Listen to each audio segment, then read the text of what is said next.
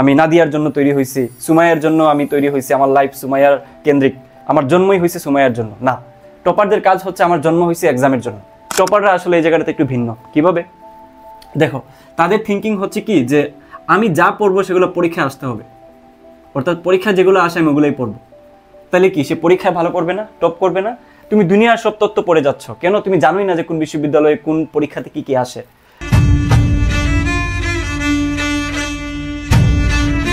বিশ্ববিদ্যালয়ে টপ করার আসলে মূল মন্ত্রটা কি, হিডেন সিক্রেটটা আসলে কি?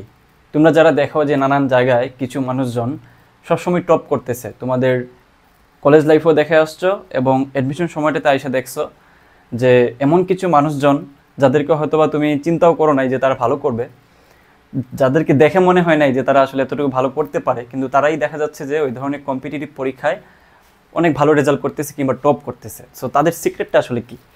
সো আমরা যারা অ্যাভারেজ স্টুডেন্ট আছি তাদের মাথায় এটা সবসময় কাজ করে যে যারা টপ করতেছে, যারা ভালো করতেছে, সর্বোচ্চ পর্যায়ে যাচ্ছে যারা, তাদের আসলে ব্রেনটা কি আমাদের থেকে বেশি কিনা, কিংবা তাদের স্ট্র্যাটেজিগুলো কি, কিংবা তাদের আসলে বোঝার ক্ষমতাটুকু কি আমাদের থেকে অনেক বেশি, মেধা আমাদের থেকে কি বেশি কিনা, এক কথায় যদি বলি।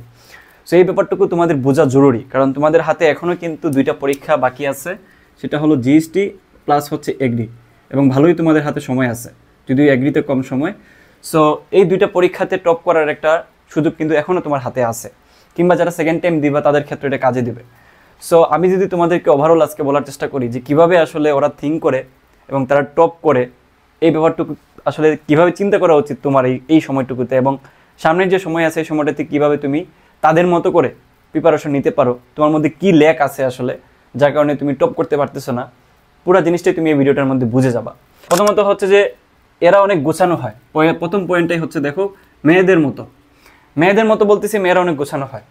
দেখবা যে তাদের রান্নাবান্না থেকে শুরু করে কাপড় চোপড় প্রত্যেকটা জিনিসই অনেক গোছানো থাকে এবং অনেক অমায়িক। প্রত্যেকটা জিনিস দেখবা যে হজবরল অবস্থা থাকে না। সো এই জিনিসটা আমি পড়াশোনার ক্ষেত্রে কেন নিয়ে আসলাম, যারা টপার থাকে তারা ডেফিনেটলি গোছানো থাকে। গোছানো বলতে অস্থিরতা তাদের মধ্যে বিরাজ করে না, যে আজকে একটা পড়বো কালকে আরেকটা পড়বো, সামনের প্ল্যান কি, কোথায় যাব না যাব, এই ব্যাপারটুকুতে তারা কখনোই সন্দিহান থাকে না। তারা খুবই গোছানো। আমি আরেকটু পরে এলাবোরেট করতেছি, জাস্ট পয়েন্টগুলো খেয়াল করো। এরপরে দেখো নোট। এই নোটের ব্যাপারটুকুটিতে অনেকেই অভিমত থাকে, অনেকেরই নোট করে, অনেকে নোট করে না। বাট আমি কেন নোটেরটা হাইলাইট করলাম, দেখো প্রথমত হচ্ছে যে আমি থিঙ্ক করতেছি অ্যাভারেজ স্টুডেন্টদেরকে নিয়ে, এবং আমি টপারদের সাথে মিশে বলো, টপারদের সাথে থেকে বলো, বিশ্ববিদ্যালয় লেভেলে যে আসছে এখানে তো মোটামুটি সবাই টপার, যারাই চান্স পাইছে আমার ফ্রেন্ড বলো সবাই তো টপারই ছিল কোনো না কোনো কলেজের, কোনো না কোনো স্কুলের। সো তাদের ক্ষেত্রে আমি যেটা দেখছি বিশেষ করে তাদের কিন্তু নোটের একটা টেন্ডেন্সি থাকে। নোট করলে যেটা হয় যে গোছানো থাকে, এই যে আগেরটার সাথে রিলেটেড গোছানো থাকে বলতে তুমি কখন কোন সময় কি পড়ছো, কোন শর্টকাট পড়ছো, কোন তথ্যটুকু তোমার কিভাবে পড়ছো, কোন ডেরিভেশনটা তুমি কিভাবে দেখছো, কীভাবে সলভ করছো, এই ব্যাপারটুকু তোমার সবসময় মাথা থাকবে না। অলওয়েজ মানুষের ব্রেনে এগুলো থাকে না, তাই না? ব্রেন থেকে মেমোরি লসের একটা ব্যাপার থাকে, যে আমি একটা জিনিস পড়ছি 1 মাস পরে ভুলে যাচ্ছি। সো তাদের একটা নোট থাকে, গোছানো নোট, যেটা থেকে সে ওভারঅল একটা আইডিয়া নিতে পারে যে আচ্ছা আমি গত 2 মাসে এগুলো পড়ছি, আমার পরীক্ষায় এগুলো আসবে, আমার এগুলো রিকল করা উচিত। ঠিক আছে, সে ফর এক্সাম্পল যে তুমি পড়ছিলা, মনে করো যে লিফটের একটা ম্যাথ পড়ছো, বুঝছো? লিফটের ম্যাথের ক্ষেত্রে কি, যে উপরে উঠলে এক ধরনের ম্যাথ হয়, নিচে নামলে হচ্ছে আরেক ধরনের ম্যাথ হয়। ঠিক আছে, যে আমরা পড়ছিলাম যে F=mg +- a। তো এখানে বেসিকটা আসলে কি, কোন সময় কোন সূত্রটা ইউজ করে, কোন সময় কোনটা অ্যাপ্লাই হয়, এই জিনিসটুকু তুমি মুখস্থ করার থেকে রেদার ভালো হয় তুমি নোট করে রাখো, যে এটা আসলে যেই ভাইয়ে পড়াইছে কিংবা যে ক্লাসটুকুতে দেখানো হয়েছে সেটা আসলে কীভাবে দেখানো হয়েছে। তাহলে তোমার কি হয় জানো, তাহলে তোমার টাইম বেঁচে যায়, বুঝছো? তোমার পড়াটা গোছানো থেকে টাইম বেঁচে যায়, তুমি জাস্ট একবার দেখলেই তোমার রিকল হয়ে যাবে যে আচ্ছা এইভাবে পড়ছিলাম। তো তাদের এই নোটের ব্যাপারটুকু অনেক বেশি এখানে ইম্পর্টেন্ট।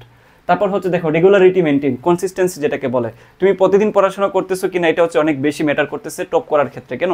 কারণ তুমি একটা পার্টিকুলার বিশ্ববিদ্যালয়ে চান্স পাওয়ার ক্ষেত্রে যেমনটুকু হচ্ছে তোমার রেগুলারিটি মেনটেন করতে হয়, টপ করার ক্ষেত্রে সবার থেকে ভালো করার জন্য তোমাকে একটু বেশি গুছানো থাকতে হয়, একটু বেশি তোমাকে পড়াশোনা করতে হয়, রেগুলারিটির মধ্যে থাকতে হয়। তুমি যদি রেগুলারিটি মেনটেন করতে না পারো তাহলে তোমার একটা গ্যাপ তৈরি হবে, তুমি যা পড়ছো ওইগুলো আসলে অ্যাপ্লিকেবল হবে কি না এটাতে অনেক সন্দিহান হয়ে যাবা, তাই না? মনে করো যে তুমি বায়োলজির আজকে পড়ছো শ্বসনের চ্যাপ্টারটুকু, তো শ্বসনের চ্যাপ্টারে অনেক কি আছে, ইনফরমেশন আছে, অনেক তথ্য আছে।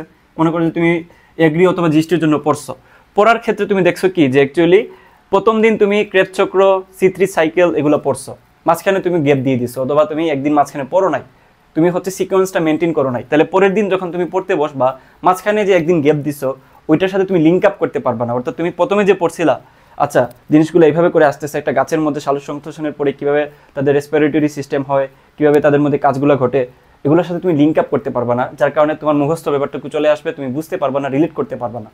আর ব্রেন কখনো হচ্ছে তোমার ছাড়া ছাড়া জিনিস বুঝে না, ধরো dot dot dot dot dot dot এইভাবে করে হয় না।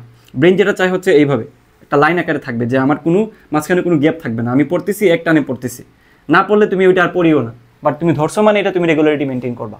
একদিন পড়বো 10 দিন পড়বো না, এটা কিন্তু টপাররা করে না, বুঝছো। এরপরে দেখো অ্যানালাইসিস। এখন পড়াশোনার পদ্ধতি অনেকগুলো আছে, গরুর মতো পড়ানো যায়, গাধার মতো পড়ানো যায়। এবং তুমি কিভাবে পড়তেছো এটা অনেক বেশি ডিফারেন্ট করতেছে তুমি টপারদের থেকে আলাদা কিনা। কিভাবে? ধরো তুমি ধাম করে দুনিয়ার সব বই পড়ে গেলা, হাজারি স্যারের বই সবাই পড়ে, আজমত স্যারের বই সবাই পড়ে, তারপর ইসাক স্যারের বই সবাই পড়ে, কোয়েশ্চেন ব্যাংক অ্যানালাইসিস বলো, সলভ বলো, সবাই করে। কিন্তু টপাররা আসলে এই জায়গাটাতে একটু ভিন্ন। কিভাবে? দেখো তাদের থিঙ্কিং হচ্ছে কি, যে আমি যা পড়বো সেগুলো পরীক্ষায় আসতে হবে, অর্থাৎ পরীক্ষা যেগুলো আসে আমি ওগুলোই পড়বো। তাহলে কি সে পরীক্ষায় ভালো করবে না, টপ করবে না? তুমি দুনিয়ার সব তত্ত্ব পড়ে যাচ্ছ কেন? তুমি জানোই না যে কোন বিশ্ববিদ্যালয়ে কোন পরীক্ষাতে কি কি আসে। এখন মনে করো যে এগ্রিতে জীবনেও তোমার হলবিভাগ থেকে কোয়েশ্চেন আসে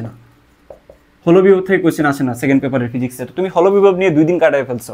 অথবা তুমি ইন্টিগ্রেশনের চ্যাপ্টারে একটু দুর্বল আছো মনে করো, এই শেষ সময়টুকুতে তুমি কি করলা, ভাবলা যে আচ্ছা ইন্টিগ্রেশন থেকে তো 2 থেকে 3টা ম্যাথ আসে, তাহলে আমি এক কাজ করি, আমি হচ্ছে এটাতে 2 দিন বা 3 দিন লাগে হচ্ছে পুরা ইন্টিগ্রেশন আবার পড়ি। তাহলে 2 থেকে 3 দিন যে তুমি নষ্ট করলা, তাহলে তোমার হাতে তো ওই সময়টুকু ছিল না, কারণ তোমার পরীক্ষা কয়দিন পরে। এটা ছিল ইন্টারমিডিয়েট লাইফে বেসিক ক্লিয়ার করার যেই ব্যাপারটুকু। তুমি এখন যদি আইসা 2-3টা এমসিকিউর জন্য 2-3 দিন খাইয়ে ফেলো, তাহলে তোমার এমসিকিউ তো 2-3টা না, এমসিকিউ হচ্ছে 100টা। তোমার হাতে যদি ওইভাবে থিঙ্ক করো, তুমি 2-3টার জন্য যদি 2-3 দিন খাইয়ে ফেলো, তাহলে বাকিগুলো শেষ করতে তোমার 100 দিনের থেকেও আরও বেশি 3 গুণ 4 গুণ সময় বেশি লাগবে। সো এই জায়গাটা আমি যে উদাহরণ দিচ্ছি জাস্ট, তো এইভাবে করে কিন্তু ওরা পড়ে না। তাদের কথা হচ্ছে ভাই আমি এক্সামে যা যা আসে তাই পড়বো, আমি দেখবো যে অ্যানালাইসিস করে কোয়েশ্চেন ব্যাংক কোনগুলা হট টপিক ওই পরীক্ষার পার্টিকুলার পরীক্ষাতে আসতেছে। তারপর আমি যেটা দেখবো যে টিচারদের কিছু জায়গা থাকে দুর্বল জায়গা, যে এই জায়গা থেকে টিচাররা কোয়েশ্চেন করবেনি। অর্থাৎ একজন টপার আগে থেকে বলে দিতে পারে যে পরীক্ষায় কী কী আসবে, ডিফারেন্সটা হচ্ছে ওই জায়গায়। বুঝতে পারছি? একজন টপার আগে থেকে জানে যে তার পরীক্ষায় কী কী আসতে পারে, কোন জায়গা থেকে কোয়েশ্চেন আসবে, ওটা কিন্তু ওরা শিওর থাকে, বুঝছো? এই হচ্ছে ব্যাপার। তারপর হচ্ছে এক্সাম, এই কথাটুকু হাইলাইট করছি কেন, এক্সাম না দিলে তুমি তোমার উইকনেসগুলো বুঝবা না। তুমি যেহেতু একটা পরীক্ষায় বসে নিজের রেজাল্টটা বাইর করে নিয়ে আসবা, তাহলে এক্সামের সাথে সহজাত হওয়া লাগবে। এরা প্রচুর এক্সাম দেয়। এক্সাম দিলে যেটা হয় যে তুমি পরীক্ষার হলে এক্সাম নিয়ে কোনো ভয়ভীতি থাকবে না, তুমি এক্সামের জন্যই তুমি তৈরি হয়েছো, বুঝছো? অনেকে আসে না যে বলো আমি সাদিয়ার জন্য তৈরি হয়েছি, আমি নাদিয়ার জন্য তৈরি হয়েছি, সুমাইয়ার জন্য আমি তৈরি হয়েছি, আমার লাইফ সুমাইয়ার কেন্দ্রিক, বুঝছো? আমার জন্মই হয়েছে সুমাইয়ার জন্য না। টপারদের কাজ হচ্ছে আমার জন্ম হয়েছে এক্সামের জন্য, অ্যাটলিস্ট অ্যাডমিশন সময়টুকুতে। যেটা হয় তারা এক্সামের সাথে একটা সম্পর্ক, একটা রিলেশন তৈরি করে ফেলে, যার কারণে তারা এক্সামে বসলে তাদের কাছে আনন্দ লাগে, খুশি লাগে, তাদের মধ্যে ডোপামিন হরমোন নিশ্চিত হয়। এই কারণে যে এক্সামে তারা এই জিনিসগুলা পারতেছে বা বুঝতেছে বা দিয়ে আসতেছে, রেজাল্ট দেখার পরে তাদের মধ্যে আনন্দ জাগ্রত হয়। ওই আনন্দ নেওয়ার জন্য তারা প্রচুর এক্সাম দিতে পারে বাসায় বসে, যেটা তুমি পারো না। তুমি যেটা করো, তুমি হচ্ছে রিলস দেখো, তুমি হচ্ছে টিকটকে সময় নষ্ট করো, তুমি হচ্ছে ফেসবুকে রিলস দেখো, তারপর হচ্ছে অযথা কাজ করো, ইউটিউবের হচ্ছে তুমি শর্ট ভিডিও দেখো, এই করে তোমার সময় নষ্ট হচ্ছে। ওইদিকে টপাররা যেটা করে, সময় কিন্তু তোমার হাতে যতটুকু টপারদের কাছে ঠিক ততটুকুই, তারাও এভারেজ, তুমিও এভারেজ। কেউ এখানে মহামানব না, কেউ আইনস্টাইন না, সবাই তোমার মতো স্টুডেন্ট। বাট তারা আলাদা হচ্ছে কেন? কারণ তারা কিছু রেগুলারিটি, কিছু রুলস অ্যান্ড রেগুলেশনের মধ্যে দিয়ে যাচ্ছে, পরীক্ষার জন্য নিজেকে তৈরি করতেছে। তুমি করতেছো এগুলা? যদি করে না থাকো এক্ষুনি শুরু করে দাও। তো এখানে একটা জিনিস হাইলাইট করি আমি, দেখো এই তুমি যাই করো না করো না কেন, তোমাকে অ্যানালিসিস করতে হবে যে কোনো পরীক্ষার জন্য। টপ করো অথবা চান্স পাও, এটা কিন্তু ম্যান্ডেটরি। সো এই জন্য আমি বলবো যারা জিএসটি এবং এগ্রিগুচ্ছে পরীক্ষা দিবা, যে কোনো একটাতে যারা পরীক্ষা দিবা, তারা আমাদের ভার্সিটি সুপার 100 কোর্সটাতে ভর্তি হতে পারো। এগ্রির জন্য আলাদা একটা কোর্স আছে, ওইটাতে ভর্তি হতে পারো। আমাদের ক্লাসগুলো এখানে রেকর্ডেড আছে, এক্সামও আছে, আমাদের লাইভও হচ্ছে। সো তুমি এই কোর্সটা নিলে যেটা হবে, অ্যানালিসিসের পার্টটুকু সুন্দর মতো পেয়ে যাবা। আমরা বিগত 10 বছরের কোয়েশ্চেন অ্যানালাইসিস করে দিছি, বুঝছো? যাতে করে তুমি জাস্ট ক্লাসগুলো দেখে নিলে এক্সট্রা করে বসে তোমাকে বার্ডেন নিতে হবে না, যে আমাকে অ্যানালাইসিস করে বের করতে হবে যে টিচাররা কী কী পছন্দ করে, হট টপিকগুলো কী কী, পার্টিকুলার বিশ্ববিদ্যালয়ে কী কী আসে, তাই না? সো তুমি একটা সুন্দর গুছানো ক্লাস পেয়ে যাবে এখানে, বুঝছো? 25টা ক্লাসের মতো আছে এই জায়গাটাতে। বিগত বছরের ক্লাসগুলো আমরা প্রোভাইড করে দিছি, তাহলে সব হিসাব করলে তোমার 50টার মতো ক্লাস পাবা শুধুমাত্র গুচ্ছে।